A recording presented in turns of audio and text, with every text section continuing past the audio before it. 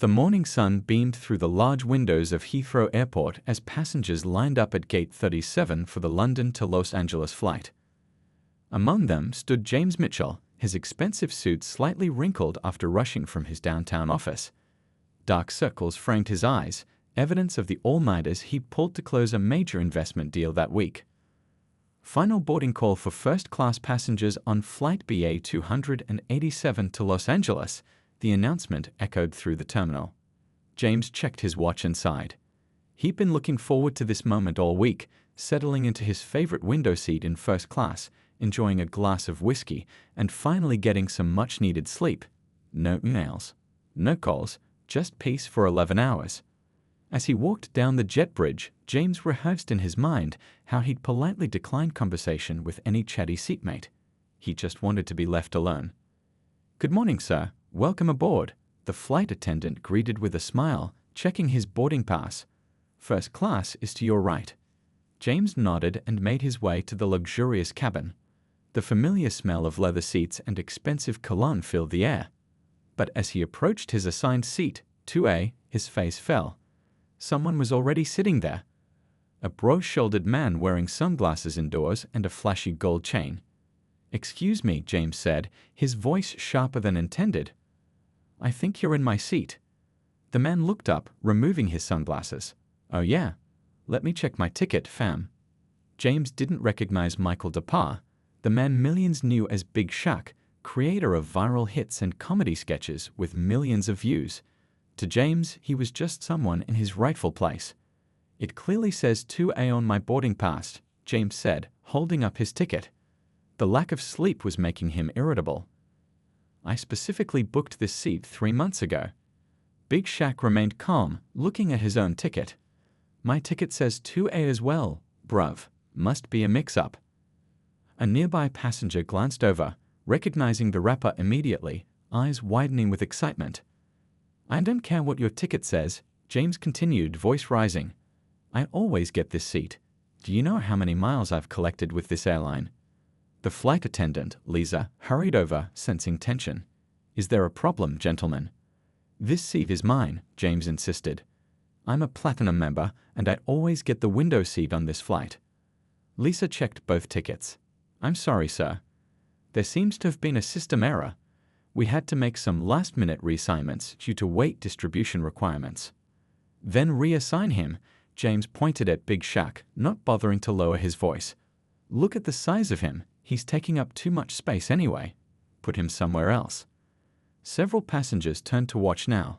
One quietly pulled out a phone and began recording. "Men's not hot, men's never hot," someone whispered from a few rows back, quoting Big Shaq's famous lyrics. "Sir, please lower your voice," Lisa said firmly. "We can offer you 3A just across the aisle.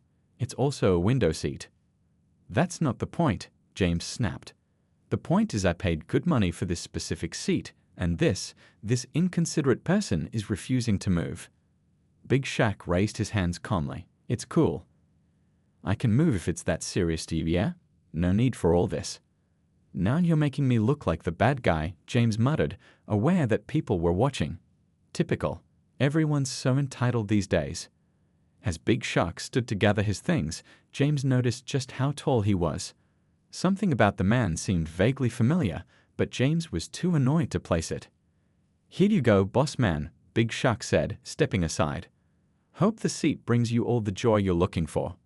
James slid into his precious window seat, ignoring the disapproving glances from nearby passengers. The satisfaction he'd expected to feel didn't come. Instead, as the plane prepared for takeoff, he couldn't shake the feeling that he'd just made a terrible first impression on someone important. Little did he know, the videos of their encounter were already being uploaded, and his day was about to get much more complicated. The plane's engines hummed steadily as it climbed through the clouds. James had settled into his window seat, but the satisfaction he'd expected to feel was nowhere to be found. Instead, a strange mixture of annoyance and embarrassment swirled in his stomach. He tried to focus on the view outside, watching London grow smaller beneath them. 3 rows ahead, Big Shaq sat quietly, scrolling through his phone. The flight attendant, Lisa, approached him with an apologetic smile. "I'm so sorry about that misunderstanding, sir," she said, offering him a complimentary glass of champagne. "We value your business, and this isn't how we wanted your journey to begin." Big Shaq waved his hand dismissively. "Don't worry about it. Some people just having a bad day, you know." His gentle response made Lisa pause. Most celebrities would have demanded special treatment after such an incident. "That's very understanding of you," she said. Meanwhile, James couldn't stop replaying the scene in his head. He pulled out his laptop, hoping work would distract him, but found himself unable to concentrate. The flight attendant who had helped during the seating dispute approached with the drink cart. "Something to drink, sir?" she asked, her tone noticeably cooler than it had been with other passengers. "Whiskey, neat," James replied, not meeting her eyes. As she poured his drink, he added awkwardly, "Look, I'm sorry about earlier. It's been a rough week." Lisa nodded but offered no warm response. James took a large gulp of his whiskey, feeling the burn in his throat. A teenage boy 2 rows behind James kept looking excitedly toward Big Shaq's seat. He nudged his mother and whispered something. The woman shook her head, telling him to wait until later. As the meal service began, the cabin filled with the aroma of freshly warmed bread and grilled chicken. When the flight attendant reached James with the food cart, he noticed she served him last in his row. "Is the chicken good?" he asked, trying to make casual conversation. "It's our most popular choice," she replied professionally, already turning away. James suddenly realized his behavior had consequences. The entire flight crew was now treating him with minimal courtesy. He looked around, noticing several passengers glancing in his direction before quickly looking away. Were they talking about him? In the galley, 2 flight attendants whispered while preparing coffee. "That's really him, right? Big Shaq?" one asked. "My son loves his videos." "Yeah, and he's been nothing but polite, even after that businessman was so rude to him." Their conversation was interrupted by a ding from a call button. It was James, asking for another whiskey. As the drink was delivered, turbulence hit, causing the plane to dip suddenly. James's whiskey splashed onto his shirt. "Perfect," he muttered, dabbing at the stain with a napkin. From across the aisle, a businessman in his 60s leaned over. "You know who that guy is, right?" "The one you gave a hard time to." James looked up, confused. "What?" "The man you nearly got into a fight with over your precious seat. That's Big Shaq. My grandkids are obsessed with him." James's face paled. "Who?" "The rapper. Comedian. Man's not hot. Surely you've heard of him. He's huge on social media." The reality sank in as James's memory finally placed the face. Of course. The viral sensation whose videos his nephew was always quoting. And James had just publicly insulted him in front of a plane full of people with phones. As if on cue, he noticed a passenger across the aisle quickly turn away after pointing a phone in his direction. Were people recording him? Panic rose in his chest. Up ahead, Big Shaq laughed at something on his screen, completely unbothered. A flight attendant stopped to chat with him, and their laughter carried through the cabin. James slumped in his seat, the stain on his shirt now the least of his worries. He had just made a very public enemy of someone with millions of followers, and judging by the phones he kept spotting, his meltdown would likely be all over the internet before they even landed in Los Angeles. The plane continued westward, the sky outside darkening. James had never felt more awake or more regretful in his life. 4 hours into the flight, James couldn't stop checking his phone despite the airplane mode. His fingers itched to search his own name online, wondering if videos of his behavior were already spreading. The cabin lights had dimmed for those who wanted to sleep, but rest was the furthest thing from his mind. He glanced toward Big Shaq's seat again. The rapper seemed completely at ease, watching something on the in-flight entertainment system, occasionally smiling to himself. How could he be so unbothered? James wondered. A boy, maybe 14 or 15, had been fidgeting in his seat for the past half hour, constantly looking in Big Shaq's direction. Finally, during a moment when the aisle was clear, the teen unbuckled his seatbelt and stood up. "Mom, I'm just going to ask." "The worst he can say is no," the boy whispered to the woman beside him. James watched as the teenager approached Big Shaq's seat, clutching what looked like a paper napkin and a pen. The boy stood nervously for a moment before clearing his throat. "Excuse me, Big Shaq." The boy's voice cracked slightly. "I'm sorry to bother you, but I'm a huge fan. Man's not hot got me through some really rough times at school last year. Big Shaq looked up, his face immediately breaking into a warm smile. He removed his headphones. "What's your name, little man?" "Tyler," the boy replied, visibly shaking with excitement. "Well, Tyler, thanks for coming to say hello. That means a lot, you know." Big Shaq's voice carried just enough for those nearby to hear. He took the napkin and pen. "You want me to sign this for you?" Tyler nodded eagerly. "Could you make it out to Tyler? My friends at school will never believe I met you." "Sure thing, fam. You on social media? We can take a quick pic too if you want." The teenager's face lit up as if he just won the lottery. "Really? That would be amazing." Several nearby passengers were now watching the interaction, many smiling at the boy's obvious joy. One woman nudged her sleeping husband awake to point out the celebrity in their midst. "The guy from those viral videos," she whispered loudly. "The funny rapper." James sank deeper into his seat as more and more passengers turned to look. The whispers grew, spreading through the cabin like wildfire. He could feel curious glances shifting between Big Shaq and himself, connecting the dots about their earlier confrontation. Tyler and Big Shaq posed for a selfie, the rapper throwing up a peace sign. "Stay in school, yeah? And keep your head up no matter what anyone says." "Thank you so much," Tyler said, clutching the signed napkin like a treasure. "This is the best day of my life." As the boy returned to his seat, practically floating down the aisle, a flight attendant approached with a fresh round of drinks for first class. When she reached James, he noticed her expression had softened slightly. "Still whiskey?" she asked. James nodded, unable to meet her eyes. "Thanks." As she poured his drink, she leaned closer. "You know, it's never too late to apologize," she said quietly before moving on. James's face burned with shame. The whiskey suddenly didn't seem appealing anymore. He looked out the window at the darkness, seeing only his own reflection staring back at him. When had he become this person? The kind who yelled at strangers over airplane seats. The kind who would be the villain in someone else's story. The teenager was now showing the autograph to everyone in his row, beaming with excitement. His mother caught James watching and gave him a look that said everything without a single word. James pulled out his phone again and opened the Notes app. He began typing slowly. "Things to fix when I get home." He stared at the blank space after the heading, then added, 1. Apologize to Big Shaq before landing. A voice came over the intercom. "Ladies and gentlemen, we're expecting some turbulence ahead. Please return to your seats and fasten your seatbelts." James put his phone away and buckled up, watching as Big Shaq did the same a few rows ahead.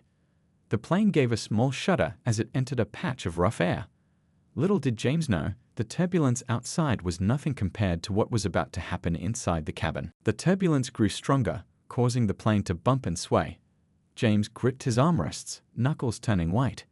He had never been comfortable with flying, though he'd never admit it to anyone. Each sudden drop sent his stomach lurching.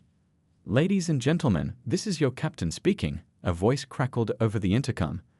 "We're experiencing some unexpected rough air. Please remain seated with your seatbelts fastened. Flight attendants, please take your seats as well." The plane dropped suddenly, then bounced back up. A few passengers gasped. Someone's empty cup rolled down the aisle. James closed his eyes, trying to control his breathing. When he opened them again, he noticed the flight attendants hurrying to secure the cabin, their faces professionally calm, but their movements quick and purposeful. That's when he heard it, a strange wheezing sound coming from behind him. James turned to see a middle-aged woman 3 rows back clutching her chest, her face turning an alarming shade of red.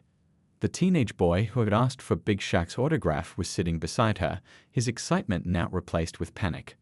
"Mom." Tyler's voice cracked with fear. "Mom, what's wrong?" The woman couldn't seem to answer. She was struggling to breathe, her hand pressed against her chest, eyes wide with fear. "Help!" Tyler shouted, his voice cutting through the cabin noise. "Something's wrong with my mom. Please, somebody help." Despite the seatbelt sign, Lisa, the flight attendant, unbuckled and made her way carefully down the shaking aisle. "Ma'am, are you all right?" she asked, bracing herself against a seat as the plane lurched again. The woman shook her head, gasping for air. "Can't breathe. Is there a doctor on board?" Lisa called out, her professional demeanor slipping for the first time to reveal genuine concern. "We need medical assistance." Passengers looked around nervously, but no one stood up. James felt a wave of helplessness wash over him. The woman was clearly in distress, possibly having a heart attack or severe panic attack, and there seemed to be nothing anyone could do. Then, to everyone's surprise, Big Shaq unbuckled his seatbelt and stood up. The plane jolted, but he steadied himself against the seats as he made his way back toward Tyler and his mother. "I've got first aid training," he said to Lisa as he reached them. "Let me see if I can help." James watched in disbelief as the man he'd insulted hours earlier knelt in the aisle beside the distressed woman. Big Shaq spoke to her in a calm, reassuring voice that somehow carried over the noise of the turbulence. "Hey, look at me," he said gently. "You're going to be all right. I think you're having a panic attack. Let's breathe together, yeah? In through your nose, out through your mouth." The rapper demonstrated, taking slow, deliberate breaths. The woman tried to follow his lead, her breathing still ragged but less frantic. "That's it," Big Shaq encouraged. "You're doing great. Keep looking at me, not at the plane, not at anything else." Tyler watched, tears streaming down his face. "Is she going to be okay?" Big Shaq nodded without breaking eye contact with the woman. "Your mum's strong. She's going to be fine. Just give us a minute." Lisa returned with an oxygen mask from the emergency kit. Big Shaq helped position it over the woman's face, his large hands surprisingly gentle. "This will help. Just keep breathing slowly." Gradually, the woman's color began to return to normal. Her breathing steadied, and her white-knuckled grip on the armrests loosened slightly. James couldn't tear his eyes away from the scene. The man he had dismissed as inconsiderate was now calmly talking a stranger through a medical crisis, while trained professionals stood by, clearly impressed by his handling of the situation. The turbulence began to ease, but no one in the cabin was paying attention to the rough air anymore. All eyes were on Big Shaq, who continued to kneel uncomfortably in the narrow aisle, speaking softly to Tyler's mom, completely focused on her well-being. In that moment, James felt smaller than he ever had in his life. The contrast between his own behavior and Big Shaq's couldn't have been clearer. One had shown nothing but selfishness and entitlement, the other was now literally saving someone's life at his own discomfort. As the plane steadied and the crisis began to pass, James made a decision. Somehow, before this flight landed, he needed to make things right. The cabin had settled into that strange quietness that comes in the middle of a long flight. Most passengers were either sleeping or staring zombie-like at their screens. The soft blue glow of the night lights created shadows across tired faces. It was that timeless period somewhere over the Atlantic when no one was quite sure if it was day or night anymore. James hadn't slept a wink. He'd watched as the flight attendants had thanked Big Shaq for his help earlier, as Tyler's mom recovered and repeatedly expressed her gratitude, as the other passengers looked at the rapper with newfound respect. Through it all, Big Shaq had been humble, waving away praise with the simple, "Anyone would have done the same, you know." But James knew that wasn't true. He wouldn't have done the same. Not the version of himself who had boarded this plane anyway. He checked his watch, still 4 hours until they landed in Los Angeles. 4 more hours to sit with his thoughts, his regret, his embarrassment. The thought of facing customs, baggage claim, possibly even reporters if those videos had indeed gone viral, made his stomach churn. James got up to use the bathroom. On his way back to his seat, he paused, looking at Big Shaq's profile in the dim cabin light. The rapper was awake, staring out his window at the endless darkness, headphones off for once. Before he could talk himself out of it, James approached. "Excuse me," he said quietly.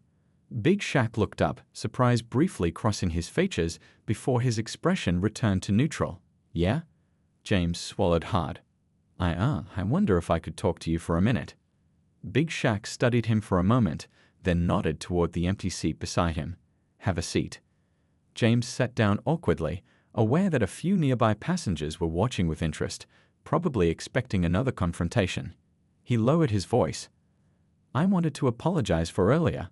The way I spoke to you was completely out of line." Big Shaq's eyebrows raised slightly. "That's big of you to say." "No, it's really not," James said, looking down at his hands. "It's the bare minimum, actually. I behaved terribly." Big Shaq reached for his water bottle and took a sip, watching James over the rim. Rough day. The simple question, asked without judgment, somehow broke something open in James. He let out a long breath. Rough, yeah, more like it, but that's no excuse. Big Shaq nodded. Everyone's fighting battles others can't see. What you did back there with that woman? James shook his head in wonder. That was incredible. Just did what needed doing. A moment of silence passed between them.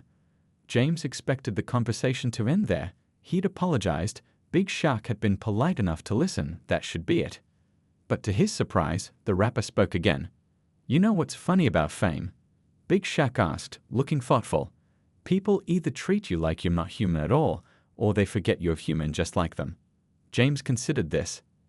I didn't even recognize you. Big Shaq chuckled. That's refreshing, honestly. Usually, it's the opposite problem. What do you mean? People see Big Shaq, not Michael.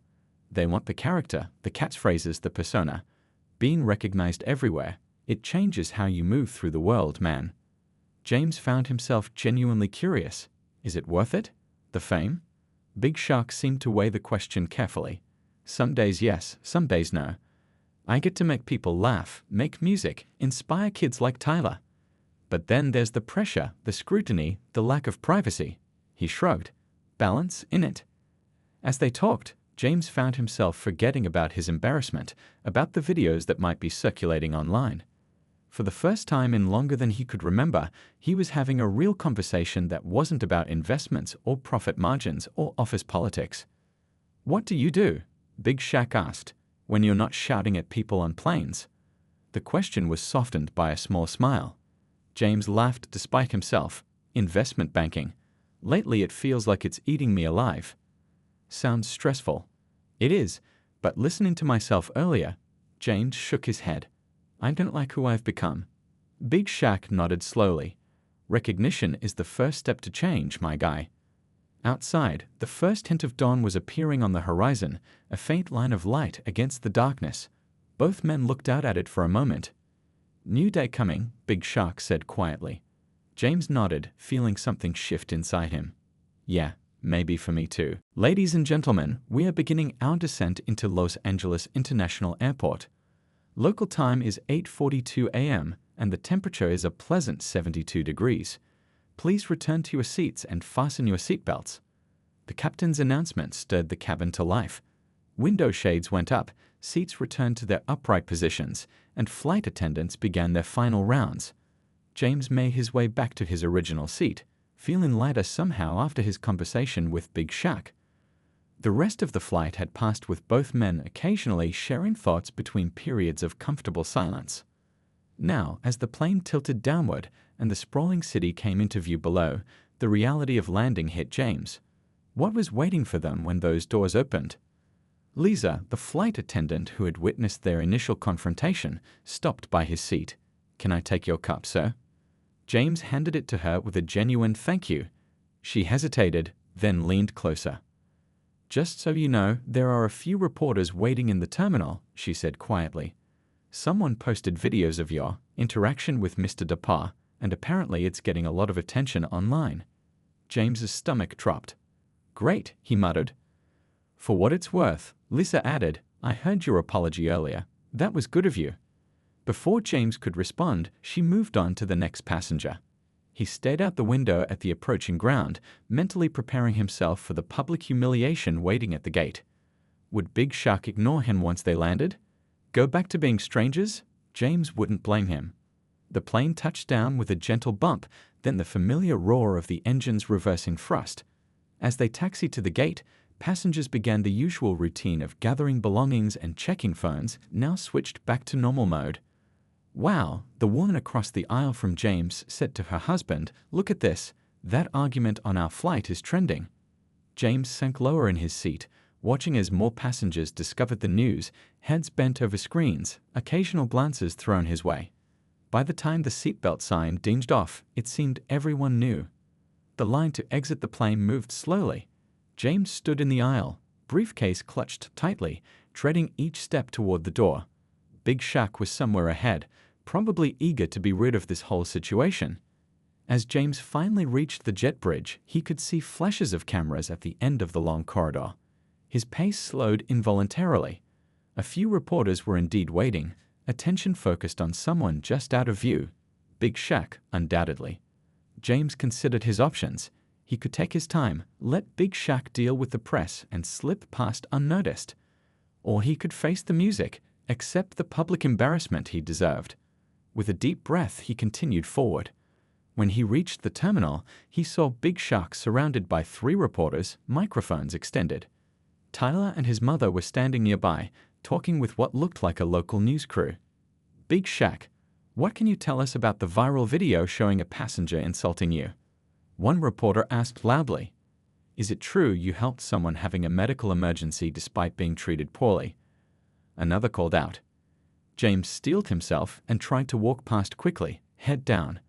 But he'd taken only a few steps when he felt a large hand on his shoulder. There he is, Big Shaq's voice boomed cheerfully.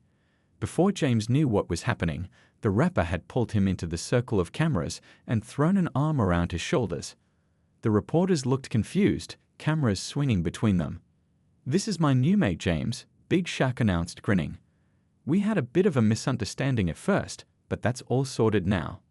James stood frozen in shock as Big Shaq continued. Actually, James here taught me something important on this flight. We're all dealing with our own battles, yeah? Sometimes people lash out not because they're bad people, but because they're going through something. A reporter thrust a microphone toward James. Sir, do you have anything to say about how you treated Big Shaq on the flight? James looked at the rapper, but gave him an encouraging nod. The cameras felt like spotlights, and James had never been comfortable with public speaking. But something about Big Shaq's unexpected kindness gave him courage. I behaved terribly, James said, his voice steadier than he expected. I was stressed and took it out on a stranger who didn't deserve it. What I didn't realize was that stranger would end up teaching me more about decency in one flight than I've learned in years of boardroom meetings. Big Shaq squeezed his shoulder approvingly as the cameras continued to flash. 6 months later, a sleek black car pulled up outside a community center in South London. James stepped out, adjusting his tie, no longer the power tie of an investment banker, but something more casual, more comfortable. The building before him hummed with activity, children's laughter spilling from open windows. You ready for this? Asked the driver, who was none other than Big Shaq himself. James nodded, though his stomach fluttered with nerves. As ready as I'll ever be. The 2 men walked into the building side by side, greeted by excited whispers and pointing from the children inside. On the wall hung a freshly painted sign, Second Chances Youth Program, where tomorrow's leaders learn today. So much had changed since that fateful flight. The video of their airport reconciliation had gone viral in a way neither man expected, racking up millions of views and spawning countless reaction videos and think pieces about forgiveness, growth, and the power of second chances. 2 weeks after landing, James had quit his job. The toxic culture, the endless hours, the person it had turned him into, he couldn't go back to that life. Not after what he experienced. Over here, Big Shaq directed, leading James into a large room where about 30 teenagers sat in chairs arranged in a circle. They fell quiet as the 2 men entered. What's good, everyone? Big Shaq greeted them with his signature warmth. This is the friend I was telling you about. James is here to share his story. James took a deep breath, looking at the young faces watching him expectantly. 6 months ago, speaking to a room full of teenagers would have been his worst nightmare. Now it felt important. Necessary even. Thanks for having me, he began, his voice finding strength as he continued. 6 months ago, I was what many would consider successful. I had the corner office, the expensive suits, the first-class tickets. I also had crippling anxiety, no real friends, and the kind of stress that made me snap at strangers on airplanes. A few teens chuckled, already familiar with the viral story. What I didn't know, James continued, was that the stranger I chose to be rude to that day would end up changing my life completely. As James spoke about his journey, he watched the teenagers' expressions. Some nodded in recognition, others leaned forward with interest. He told them about the nonprofit organization he'd started with his savings, aimed at teaching emotional intelligence and stress management to young people in high-pressure environments. Sometimes the worst moment of your life can lead to the best version of yourself, he concluded, but only if you're willing to learn from it. After the talk, as the teens gathered around Big Shaq for selfies and autographs, a quiet boy approached James instead. "Is it really true?" the boy asked. "That whole story about the plane?" James smiled. "Every word. Sometimes truth is stranger than fiction. And now you guys are friends? For real?" James looked over at Big Shaq, who caught his eye and gave him a nod of acknowledgement. "For real," James confirmed. "Though I still can't believe it myself sometimes." Later that evening, the two men sat in a small restaurant, celebrating the success of their 20th school visit together. "The music video drops next week," Big Shaq mentioned between bites. "You ready to see yourself on MTV?" James laughed, still amazed that he'd agreed to appear in Big Shaq's new music video. A song about forgiveness that was already generating buzz in the industry. "Still can't dance, but I gave it my best shot." Big Shaq's phone buzzed. He checked it and smiled. "Tyler's mom just texted. Tyler got accepted to film school. Says he wants to make documentaries about people who've changed their lives." "Seems like that flight changed a lot of lives," James mused. "Isn't that the truth?" Big Shaq agreed. "You know what's mad? If you hadn't been a complete jerk that day, none of this would have happened." James raised his glass in a toast. "To being a jerk, then, just the once." Big Shaq laughed and clinked his glass against James's. "Nah, mate, to second chances." Outside the restaurant window, people walked past, some hurrying, some strolling, all wrapped up in their own stories. Among them, a few stopped to do double takes at the unlikely pair dining together, the rapper and the businessman whose mid-air argument had somehow transformed into one of the most inspiring friendship stories of the year. What had begun as a viral moment of conflict had become something much more valuable. A reminder that it's never too late to become a better version of yourself, and that sometimes the most unexpected people can help you find your way.